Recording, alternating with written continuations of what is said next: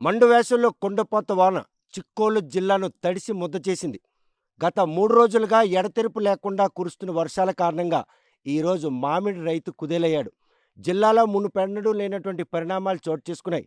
ఓవైపు పగలుపూట ఉష్ణోగ్రతలు గణనీయంగా పెరిగిపోవడంతో ఎండల తాకిడికి ఎవరు ఇంటి నుంచి బయటకొచ్చే పరిస్థితి లేదు. ఇది చాలదన్నట్టు ఉక్కపోత. ఈ పరిణామాలన్నీ చోటు చేసుకున్నటువంటి తరుణంలో ఒక్కసారిగా మేఘావృతమై కుండపోత వర్షం కురవడంతో చిక్కోలు జిల్లాలో ఈదురుగాలులతో కూడిన భారీ వర్షం మామిడి రైతు పాలిట శాపంగా మారింది.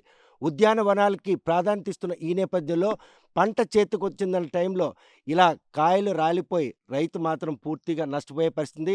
మామిడి రైతును కుదేలం చేసినటువంటి ఈ అకాల వర్షాలు మాత్రం ఈరోజు రైతాంగాన్ని మాత్రం కంటతడి పెట్టించింది అనడంలో ఎటువంటి అతిశయోక్తి లేదు. ప్రస్తుతం చిక్కోలు జిల్లాలో మామిడి సుమారు 2,800 హెక్టార్లలో మామిడి సేద్యం చేస్తుంటారు.